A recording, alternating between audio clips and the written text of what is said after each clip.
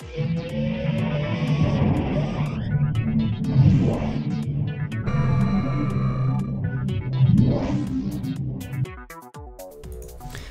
everyone, so today we're taking a first look at Wolfenstein The New Order on PC. Unfortunately, owing to a large number of technical problems with this game on PC, a full review is probably going to be at the end of this week, maybe early next week. So, what is new and special about Wolfenstein New Order? Well, this is the first Wolfenstein game we've had in a fair old while, and the Wolfenstein games in general have a very long legacy, I mean quite literally stretching back to the dawn of modern PC games. Certainly it was the first game to really deliver a 3D environment and a first-person shooter together, even if that 3D environment was actually a 2D environment with 3D planes. At the time, it was a technical marvel, and it really did set fire to our industry. Now, this new game is not being made by the original creators, but does seem to have been lavished with the same kind of love and respect that we know from the Wolfenstein series of old. Interestingly, the game engine is using ID Tech 5, or id Tech 5, which was created by John Carmack, who no longer works at id, but obviously is still considered one of the luminaries, really, of the video games industry. When he speaks, people listen. Now, really important here, the ID Tech 5 engine is the same engine that was used for a game called Rage about 3 years ago. Now that game had a very specific technical achievement with the engine, and that was known as megatexture. Now, what megatexture allows you to do is to essentially throw very, very large textures at the screen, but only render them when the person, i.e. the player, is actually looking at the texture.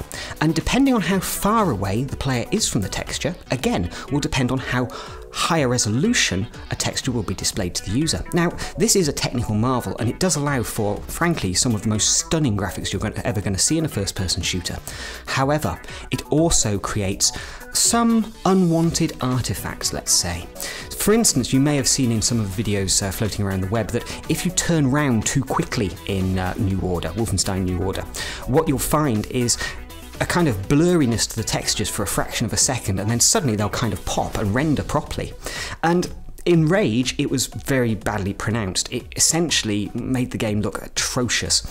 In Wolfenstein New Order, it's still present, but is in no way as gnarly as it used to be in Rage.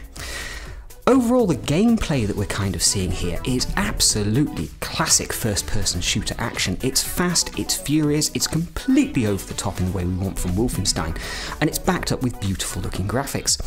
There has been some complaints regarding the way ammo and health pickups and armor pickups work, but from my perspective, I really like it. It's so old school and it makes you think. It changes the dynamic of each fight from a point of view of health, armor and ammo conservation, as well as having to, well, run in and pick up that ammo when you're starting to run low. And you'll have to change positions within the environment to obviously make sure that you're avoiding incoming fire, meting out some outgoing damage, but also then able to go around and pick up all those pickups, so, well, you're not going to get painted into a corner with absolutely no ammo and only a knife to defend yourself with. Now, special mention has to be made for some of the bosses and bad guys they've got in this game, because not only are they beautifully detailed, but they are gnarly. I mean, real first-person shooter, balls to the walls action.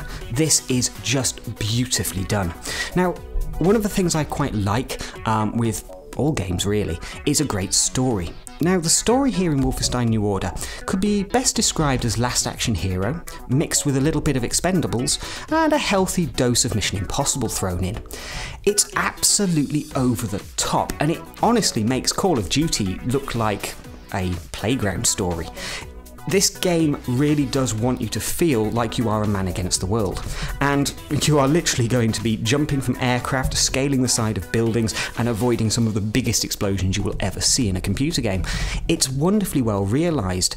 This may very well be the Wolfenstein game we never deserved to have. It's that beautifully detailed and so lavishly, well, supported by its developers. However, and this is the big but, unfortunately, with Wolfenstein New Order, on PC the game is frankly a technical mess as it stands today.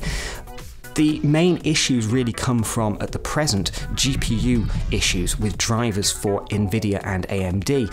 At the moment, we're having to do an awful lot of technical workarounds to try and get the game running in any kind of decent state. Now, it has to be said that on Nvidia's GPUs, things are an awful lot better. We actually found, ironically enough, that we were able to get 60 frames a second out of our mid-range gaming PC, where our high-performance gaming PC, which has an AMD chip in it, is struggling. So our Nvidia 560 is able to deliver 60 frames a second with pretty much everything turned on, well, a 2.3 gigahertz processor from AMD, an F1 at that, which is not particularly great for gaming, I must say. It's very much gaming CPU constrained when you're playing games on it, with 8 gig of RAM and a standard platter-based spinning hard drive, yet it's getting 60 frames a second. Compare that to an AMD 7950 GPU with a 30% core boost on the clock and about 20% clock boost on the memory, and it barely hits 40 frames a second and it's completely unstable all the time. It's bizarre. Now, it doesn't seem to matter which manufacturer you go with. Some people are finding that they could have identical AMD or Nvidia setups, and on one Nvidia machine, the game is fine. On another Nvidia machine, it's an absolute mess. So something is really going on here, and in part, I think it comes down to the id Tech 5 engine. It is OpenGL, and generally speaking these days, we don't see a lot of AAA OpenGL games. Because of that, the graphics card manufacturers really have not been putting a lot of love into supporting OpenGL on their cards, and I think that might be part of what we're having here. Certainly on the AMD side of things, they are well known for having lousy OpenGL support, and potentially incompetent developers working within AMD actually delivering the support to developers for OpenGL on their cards. Certainly some of the conversations I've been having with games developers over the last 24 hours seem to suggest that a lot of the blame is being placed on AMD. Certainly the problems that this game is having on AMD hardware does seem to be down to AMD and not so much down to the game's developer. Nvidia, on the other hand, seems to be having lots of problems with its drivers. Some drivers are working fine, others are not, and likewise you're having to go in and turn off tessellation, fiddle around with anti-aliasing and so on, and generally muck around with game settings to try and get this thing actually running stable and nice. Now, it has to be said, Nvidia are suffering fewer problems than AMD are, but right now, well, if you're in the market for this game, just be a little bit cautious, because right now we are waiting for patches, either for the game or new drivers. One way or the other, this thing is going to require some work before, personally, I could give you a go and buy this, it's brilliant rating. Right now, it is a brilliant game. It's shaping up to be an absolute stonker of a AAA title. I mean, one of those first-person shooters we'll be talking about in another 10 years' time. But those technical limitations on PC right now are really marking its card as far as I'm concerned. We can have the best game in the world, but if people can't play it, it's not really a very good game, is it?